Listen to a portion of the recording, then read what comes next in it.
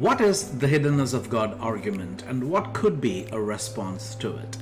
The hiddenness of God is an argument given by some atheists for the non-existence of God. An example of that is a popular YouTube atheist called Alex O'Connor. So first of all, what is this hiddenness of God argument? So the hiddenness of God argument essentially goes like this. If there is a perfectly loving God, there wouldn't be non-resistant non-believers.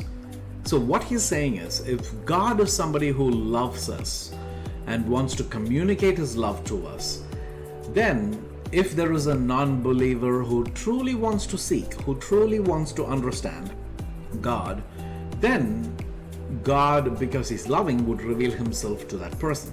So that's the first part of the argument, right?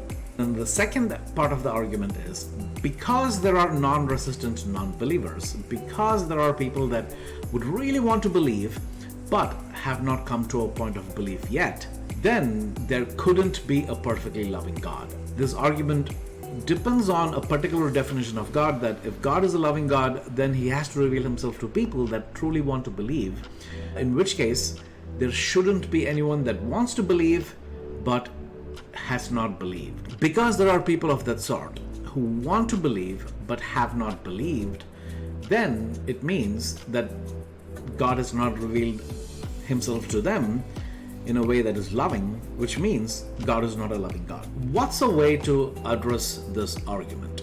There are two ways to address this argument. One is more from an emotional side, and the other is more from a rational side. So I'll first try to address the emotional side of the argument, and then try to go to the rational side of the argument. So, on the emotional side of the argument, the idea that God is a bit hidden it's not necessarily a anti-scriptural idea. Even David talks about God being hidden. In Psalm 30 verse 7, David says, "Lord, when you favored me, you made my royal mountain stand firm. But when you hid your face, I was dismayed." So you see, even David talks about a sense in which God is hidden from him. And there are different ways of looking at this. One way is to say, if God is truly God, there is an element of mystery to God, which means we wouldn't exhaustively understand him. And another aspect of that could be sometimes because we live in a fallen world, it could be our own sinfulness, our own sense of self-deception. It may be hard to perceive God. For example, you look at just the idea of how fake news has become so popular on both sides of the political spectrum these days, which goes back to the argument that even though we see things in this world and there is physical proof, we still can't quite fully see things, right? If God is truly God, who created the whole universe and who is mysterious, maybe our finite fallen human minds would find aspects of God to be hidden, and that is the nature of faith. When we try to talk with somebody who believes in this, like Alex O'Connor, I think it is important for us to say, hey, you're not alone in feeling like, how do I understand God? Even Jesus in the cross says, "Why, God, have you forsaken me?" in which he quotes Psalm 22. From a Christian theological perspective, we see that as the sin of the world comes between Christ and God, there is a separation there in which God seems hidden, right? So articulating this hiddenness of God not as something we need to fight against. And even an atheist, Julian Barnes, in his memoir, he says, "I don't believe in God, but I miss him." All human beings have this longing for God. When we try to talk to somebody who's an atheist who believes in this hiddenness of God argument, like Alex O'Connor, it is important to start with the emotional side and connect with that space of, hey, when you feel the hiddenness of God, there are so many saints in the Bible, and give people like Alex O'Connor a sense of empathy by even maybe sharing from our own experiences that maybe you and I even might have felt at points, like David, feeling like, God, where are you? Where are you in this space? So I think that is the important part of the emotional part of the argument that needs to be there first before we go to the rational part. So on the rational part, when it comes to the rational part, the question is how to prove non-resistant non-belief. And this is a psychological argument, and there are two components to it. One is internal and the other is external. On the internal side, how do you really know that there is no resistance at all?